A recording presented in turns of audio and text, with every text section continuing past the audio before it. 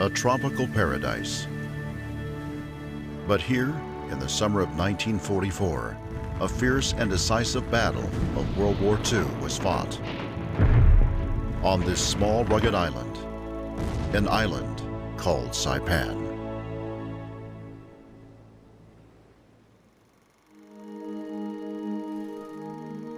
After World War I, Japan was given several former German territories, including Saipan.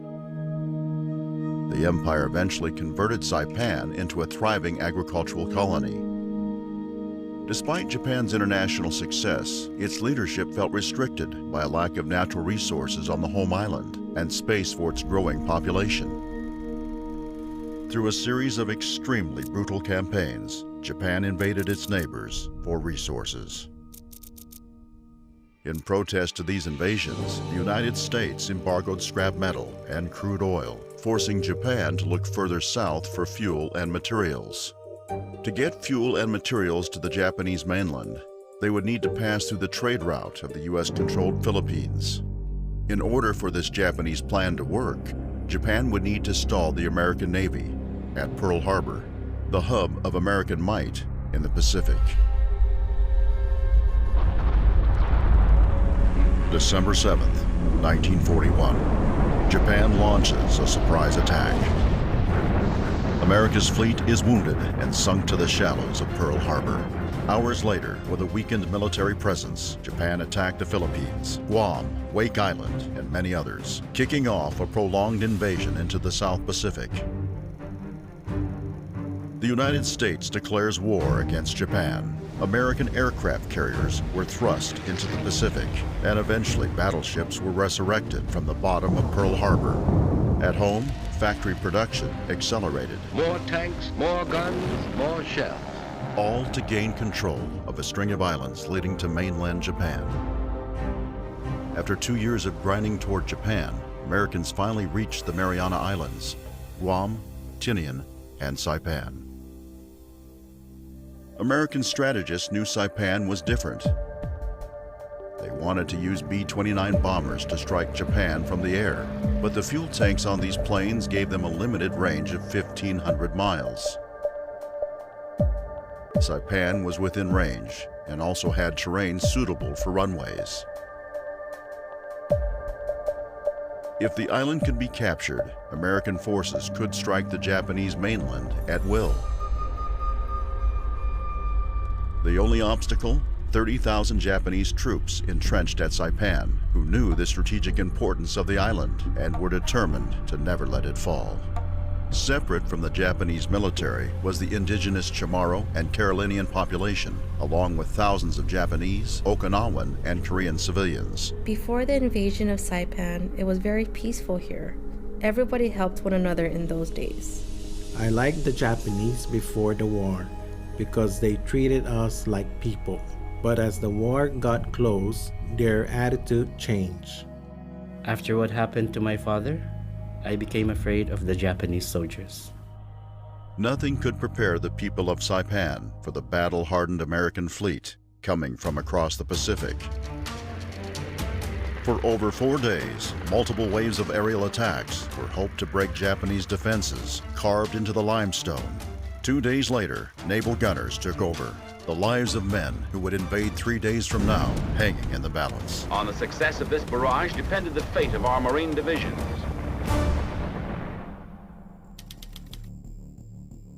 The morning of June 15th, 1944, it began.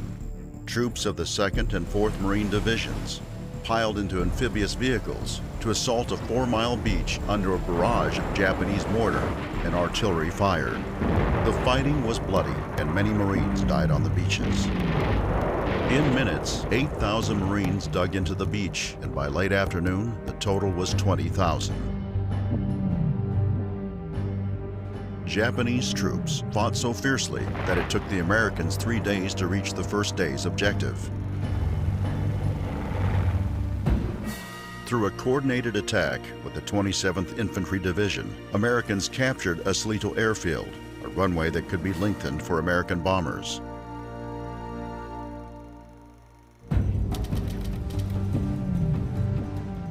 Japan needed to stop the invasion and sent a powerful fleet of ships from the west. The American Navy was ready to intercept.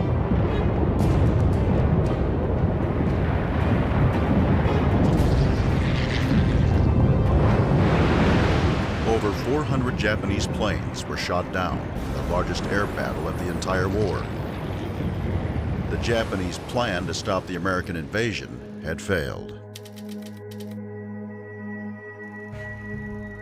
Knowing they had cut off Japan's naval support, Americans pushed forward, capturing thousands of civilians and moving them into prison camps.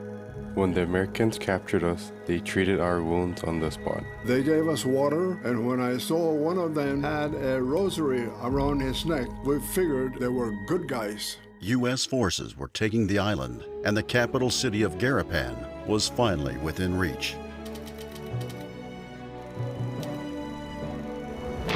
After 4 days of this struggle, on the 2nd of July, Garapan fell.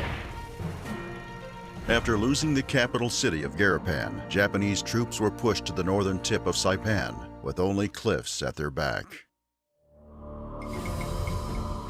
That night, Japanese soldiers, desperate and with few options, ran with knives, bayonets, grenades, and spears in a final all-out banzai charge to the death. Even the wounded charged into the Americans. Eventually, the artillerymen of the 10th Marines turned back the tide. The banzai charge had failed. After the banzai attack, the battle for Saipan ended. On July 9, 1944, American commanders declared the island secure, then honored those Americans who died.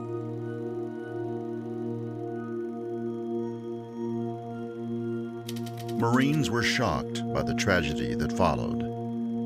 Saipan was the first island captured with a large civilian population. Before the battle, Japanese authorities spread false propaganda about the Americans. A Korean read a Japanese leaflet that said the Americans were going to kill all the men and take the women and children to the ships. American interpreters and captured Japanese soldiers who became interpreters tried to intervene, but watched helplessly as men, women, and even children hurled themselves off Saipan's 800-foot cliffs. Hundreds perished.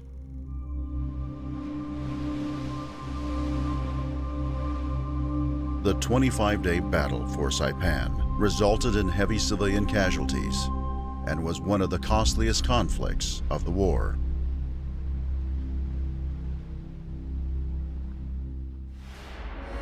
After the conflict, the island-hopping campaign turned toward Saipan's neighboring islands, Tinian and Guam, which were captured the next month.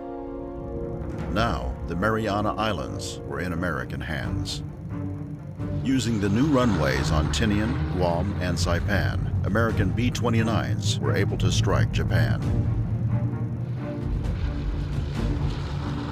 For the next 13 months, these super fortress bombers attacked with a grueling firebombing campaign.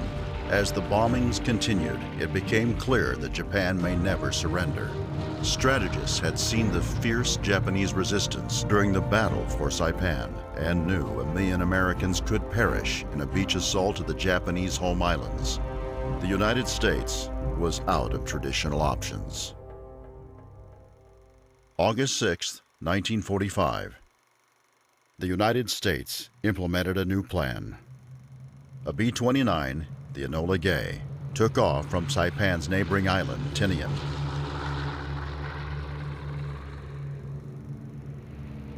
Its destination, Hiroshima.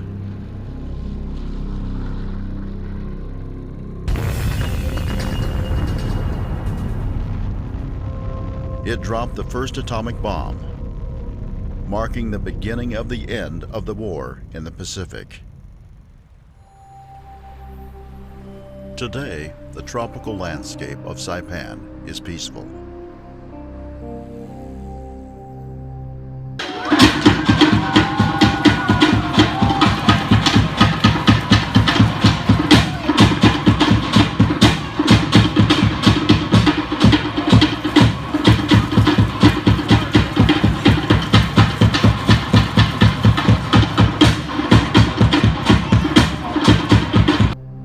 island will never forget those young Americans who fought a strong and determined enemy on its shores. It's here that we remember the sacrifices of fighting men and women, and Chamorro and Carolinian civilians caught between two warring nations on an island called Saipan.